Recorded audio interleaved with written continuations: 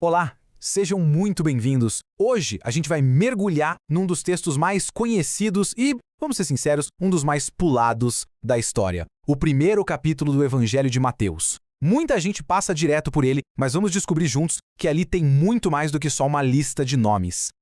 Então, fica aquela pergunta no ar, né? Como é que uma genealogia, algo que parece um registro antigo e empoeirado, pode servir de introdução para uma das narrativas mais impactantes do mundo? Vamos descobrir, porque a resposta, olha, é surpreendente. Ok, vamos lá. Antes de qualquer lista de nomes, a história já começa nos jogando no meio de um drama bem humano, bem real. Um dilema que poderia destruir a vida de um jovem casal. A situação, como está lá no versículo 18, é super tensa. Maria estava prometida a José, e esse compromisso era tão sério quanto o próprio casamento. De repente, ela aparece grávida, e José sabia que o filho não era dele. Naquela cultura, isso era uma crise gigantesca. E aí o texto diz que José era um homem justo, e a atitude dele mostra exatamente isso.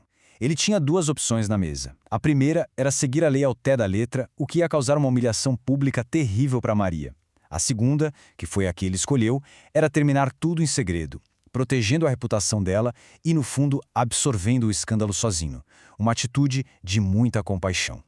Só que bem na hora que José estava quebrando a cabeça com essa decisão, acontece uma coisa extraordinária. A narrativa sai do problema humano e entra numa intervenção divina que muda completamente o rumo de tudo. Um anjo aparece para ele num sonho com essa mensagem, que é super direta e poderosa, e prestem atenção em como o anjo o chama: José, filho de Davi. Guarda essa frase porque ela é a chave para entender o resto. Por agora, o recado é claro. Fica tranquilo, o que está acontecendo faz parte de um plano muito maior. Além de explicar de onde vinha a criança, o anjo dá uma ordem bem específica. O nome dele vai ser Jesus. E esse nome não é por acaso não, ele já carrega a missão inteira. Yeshua, em hebraico, quer dizer o Senhor salva. O propósito já está no nome. E aí o autor, Mateus, faz questão de amarrar tudo isso com uma profecia antiga. Para os primeiros leitores, que eram em sua maioria judeus, isso era super importante. Ele estava basicamente dizendo, olha, isso aqui não é coincidência. Já estava previsto há séculos. Isso dava um peso, uma legitimidade enorme para tudo o que estava acontecendo. E para completar, esse nome da profecia, Emanuel, só reforça o tamanho do que está por vir. Não é só sobre um Salvador, mas sobre a própria presença de Deus vivendo com as pessoas. Deus conosco. Pensa bem, é uma ideia radical, né? Beleza. Lembra daquela frase que eu pedi para guardar? Filho de Davi. Então, chegou a hora de entender por que o anjo usou exatamente esse título. A resposta nos leva de volta para o comecinho do capítulo, para aquela lista de nomes que, agora, vai começar a fazer todo sentido. É aqui que a genealogia deixa de ser uma parte chata e vira a prova, o documento. Ela mostra que Jesus, através do pai legal dele, o José, tinha o direito legítimo ao trono do rei Davi. Isso era crucial para validar a identidade dele como o Messias que todos esperavam. Essa lista traça uma linha do tempo que cobre toda a história de Israel. Começa com Abraão, o paizão da nação. Aí passa pelo auge, lá com o rei Davi.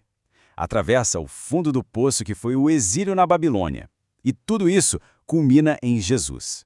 A lista tem um monte de gente famosa, mas o mais surpreendente mesmo é a inclusão de 4 mulheres com histórias bem complexas: Tamar, Raabe, Ruth e Batseba, citada como a esposa de Urias. Numa genealogia daquela época, isso era muito incomum. É quase como um recado de que o plano de Deus sempre teve espaço para todo mundo, para as histórias mais inesperadas e de todas as origens. Mas não é só quem está na lista que conta a história. O jeito que a lista foi organizada é genial. É uma verdadeira obra de arte. O autor não só jogou os nomes ali, ele os arrumou de um jeito muito específico.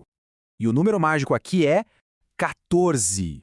O autor Mateus chega a parar a história no versículo 17 só para apontar esse padrão. É como se ele estivesse piscando para a gente falando: ei, presta atenção nisso aqui. Não é aleatório. É uma pista de que existe uma ordem e um propósito por trás de tudo.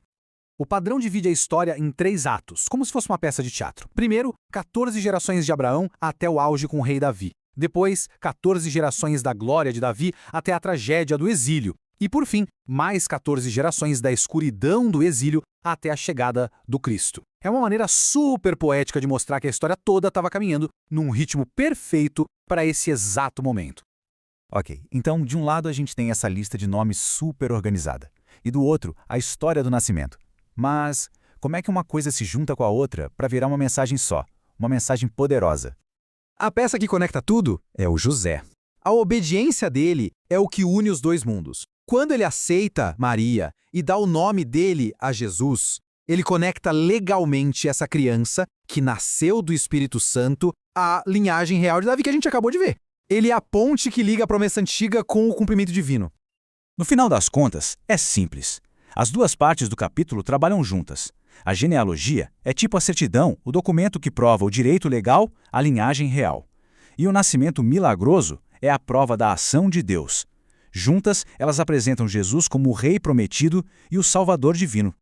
E isso tudo deixa a gente com uma reflexão final, né? Às vezes aquelas partes de uma história que a gente costuma pular, as listas, os prefácios, na verdade podem ser a chave para entender o propósito de tudo. O começo do Evangelho de Mateus mostra que para a gente entender para onde uma história vai, a gente precisa primeiro entender de onde ela veio.